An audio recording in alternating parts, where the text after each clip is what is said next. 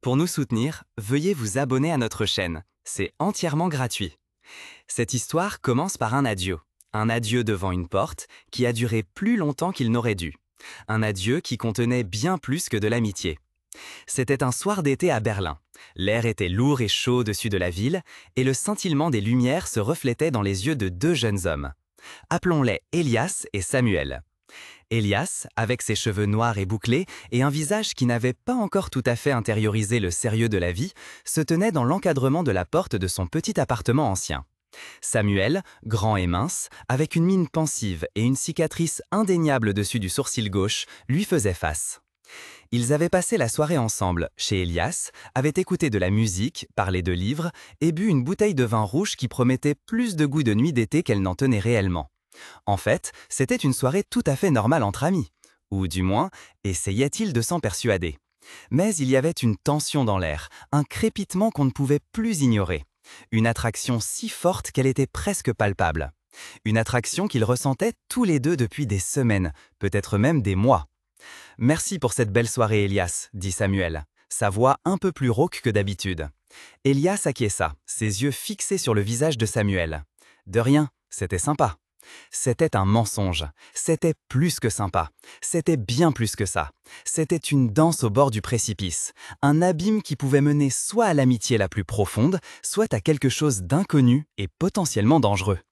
Samuel fit un pas en arrière. « Alors, à bientôt !»« Oui, à bientôt !» répondit Elias. Mais il ne bougea pas pour fermer la porte. Il resta là, comme enraciné, et observa Samuel. Cet instant, ce moment d'hésitation était décisif. C'était le moment où ils savaient tous les deux qu'ils n'étaient pas simplement amis. C'était le moment où la question de leur orientation sexuelle, la question de leurs sentiments l'un pour l'autre, se pressait au premier plan avec toute sa force. C'était le Berlin du début des années 2010. Une ville qui se comprenait elle-même comme tolérante et ouverte, où la vie queer était visible et acceptée, du moins dans certaines villes. Mais aussi une ville où les préjugés et la discrimination étaient encore omniprésents, surtout en dehors des quartiers libéraux du centre-ville.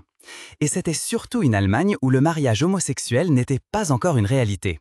Il ne devait être légalisé qu'en 2017. Jusque-là, le partenariat enregistré était la seule possibilité pour les couples de même sexe de sécuriser juridiquement leurs relations. Elias avait abordé son homosexualité très tôt. Il avait grandi dans une famille libérale où l'amour et l'acceptation étaient primordiaux. Samuel, en revanche, avait une histoire très différente. Il avait grandi dans une famille conservatrice et religieuse, où l'homosexualité était considérée comme un péché. Il avait réprimé ses sentiments pendant des années, s'était menti à lui-même et avait essayé de correspondre à l'image que sa famille attendait de lui. C'est ce conflit intérieur qui le rendait si hésitant. La peur du rejet, du jugement, de la perte de sa famille et de ses amis. La peur de ne pas pouvoir être l'homme qu'il était vraiment. À cet instant, devant la porte, toutes ces peurs se reflétaient dans son regard. Elias les vit et comprit. Il savait qu'il ne devait pas forcer Samuel. Il savait qu'il devait lui donner du temps pour se trouver et s'accepter. Elias fit un pas vers Samuel. Il leva la main et la posa doucement sur la joue de Samuel. « Samuel, dit-il doucement, c'est bon. Tu n'as pas à dire ce que tu ne veux pas dire. Tu n'as pas à faire ce que tu ne veux pas faire. » Les yeux de Samuel se remplirent de larmes. Il ferma les yeux un instant et prit une profonde inspiration. Puis il les rouvrit et regarda Elias droit dans les yeux. Je... commença-t-il, mais les mots restèrent coincés dans sa gorge. Elias lui adressa un sourire encourageant. « Tu n'as rien à dire, répéta-t-il. Samuel secoua la tête. « Si, je dois, dit-il finalement. Sa voix tremblait. Je crois que j'éprouve plus que de l'amitié pour toi. » Le cœur d'Elias fit un bond. Il l'avait espéré, mais il n'avait pas osé y croire. Il se pencha en avant et embrassa Samuel. C'était un baiser tendre, un baiser prudent, un baiser qui promettait tellement plus qu'il ne donnait, un baiser qui ouvrait la porte à un nouveau monde. Dans cet instant, dans ce baiser, ils oublièrent le monde qui les entourait. Ils oublièrent les préjugés, les peurs, les doutes. Ils oublièrent tout sauf le sentiment de connexion, d'affection, d'amour qui existait entre eux. Le baiser ne dura qu'un instant, mais il changea tout. Lorsqu'ils se séparèrent, ils se regardèrent, sans voix, mais remplis de bonheur. « Je crois que c'était plus long que permis », dit finalement Samuel, un faible sourire aux lèvres.